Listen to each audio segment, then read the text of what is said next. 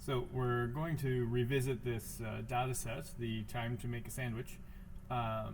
We did the standard deviation through the intuitive method, which took each data point, found out how far it was from the average, squared it to get rid of the sign, averaged those, square rooted it to get rid of the size discrepancy, and then you generated a number that gave us a window there. Now in the example we did on there with this particular data set, the average came out as 4.5. And if you go back and look at that set, when we did the analysis, I ended up with all these numbers with decimal points. So 6 minus 4.5, for example, is 1.5. And then when you square that, you get 2.25. So your decimals are just getting longer and worse. And if you've done some of the exercises, you may have noticed that if you have a funny number of data points, 56 for example, when you divide that, you get these horrendous non-repeating decimals. Well, I guess they do repeat somewhere, but they're long anyway. Sometimes 4 or 5 before you get the repeat in the pattern, and then you have to square them. So 4 decimal points before the repeating pattern, square that. Now you've got 8 points before the repeating pattern, and it's just a hot mess. So there is a better way to do this so that you don't end up having to deal with decimals at all. So that's what we're going to do now. There are a few quantities that you need to be able to calculate in order to use that formula. So I'm going to jot the formula up here. That the standard deviation of the variable you're after is plus or minus 1 over n, the square root of n times the summation of the data points if you square them first, plus the sum of all the data points squared. So this thing here says take all of these numbers and square them, and when you're done, add the results up. This one says add them all up first, then square them. So it's the same operations but done in a different order. And interestingly, that's what makes your standard deviation, is the difference between these two quantities when you do them in reverse order. So I'm going to need to get a hold of this. I'm going to need to get a hold of that. So the way I'm going to generate it is using a chart like we've been doing for everything else so far. So in my data, my lowest point is a 2, and my highest is an 8, and I have everything in between. So my x's are 2, 3, 4, 5, 6, 7, 8. And I'm going to go through and I'm going to do a tally chart. So I'm going to count how many there are. 6, 6, 7, 5, 5, 5, 5, 4, 2, 3, 3, 7, 8, 3, 3, 4, 4, 3, 5, 2. Lovely. Now, in order to get this one, the summation of x, I'm going to see how many times each data point shows up in the set and scale it up accordingly. So 2 2s would be 4, 5 3s would be 15, 3 4s is 12, 5 5s is 25, 2 6s is 12, 2 7s is 14, and 1 8 is an 8. And 4 and 15 is 19, plus 12 is 31, plus 25 is 56, plus 12 is 68, plus 14 is 82, plus 8 is 90, which we knew already because 90 divided by 20 is 4.5, but I'm going to write that in there, then that the sum of all these data points is 90. So this plus this plus this plus this plus this plus this plus this gives you that. Lovely. Now I need this one. I need the sum of the x values squared. So the first thing I'm going to need is what is the value of this data point squared? Well, an x squared would be 2 squared would be 4. 3 squared is 9. 4 squared is 16. 5 squared is 25. 36, 49, 64.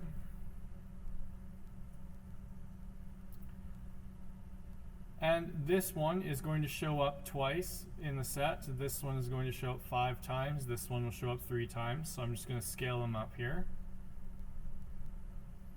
So 2 4s would be 8. 5 9s would be 45.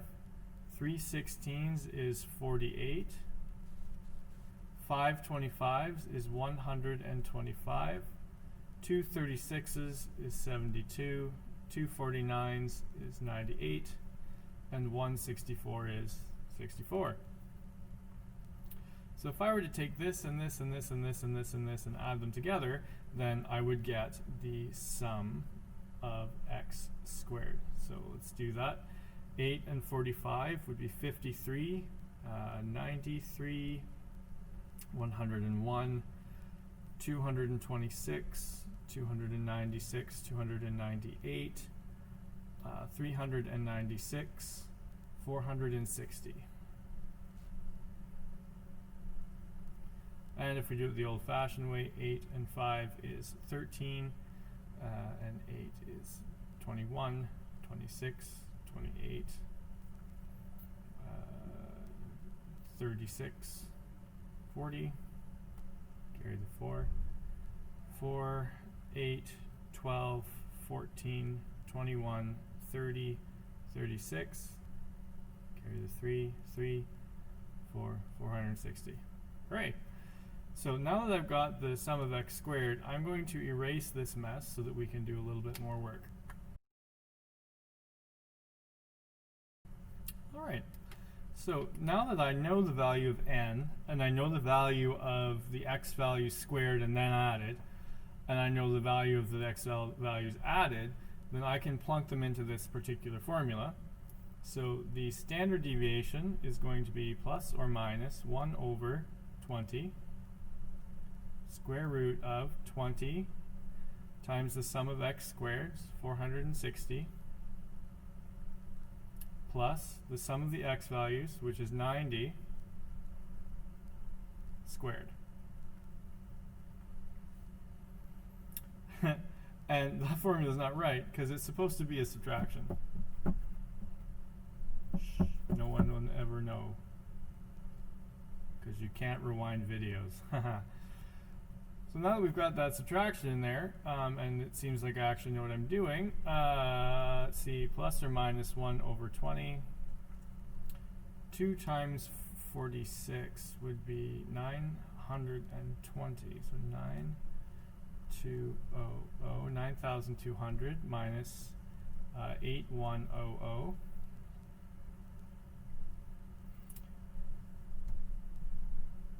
Plus or minus 1 over 20. Square root of it's 1,100. Now you're done there. That's the answer. If you like, you can reduce that radical. This divides by 100, so I can write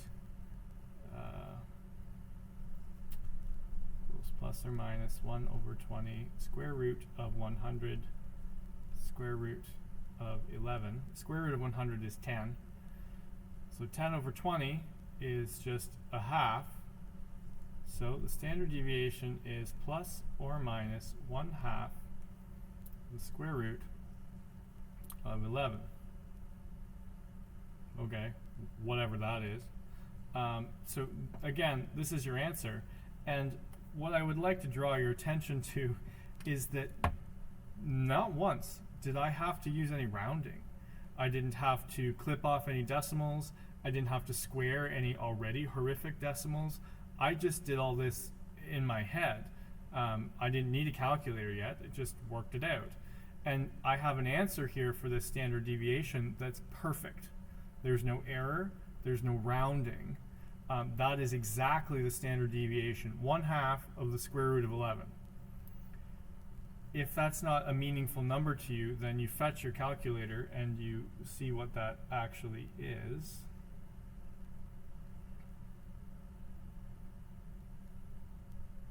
Square root of 11 should be a little more than 3. 3.31.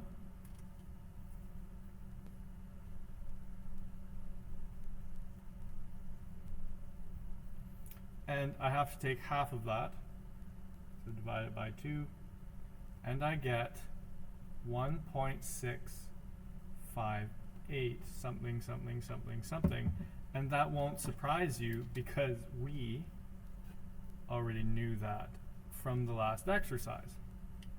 Now, fit my face in this hole here for you. You could have calculated the number this way using the subtraction method where you had to subtract the average from each data point, square each of those, etc., etc., etc. Or you could have done it by this method where you just square all the data points and add them up. So which one's better? I would say that this one, this model we just went through, is superior for 2 reasons. The first, you get an answer that's exact. No rounding, no errors. Second thing to consider, all I had to do was square the numbers and then add them up. I didn't have to do any complicated data point by data point operations, which made it a little faster. You notice also I never once touched a calculator, which made it faster. So this is really the superior method, although what you're doing and why it works doesn't make a lot of sense. For the derivation of this formula, complete with correct negative sign, you can read through the notes on the page, and it will show you how to get from the first method to the second method using sigma notation. Good, that's it.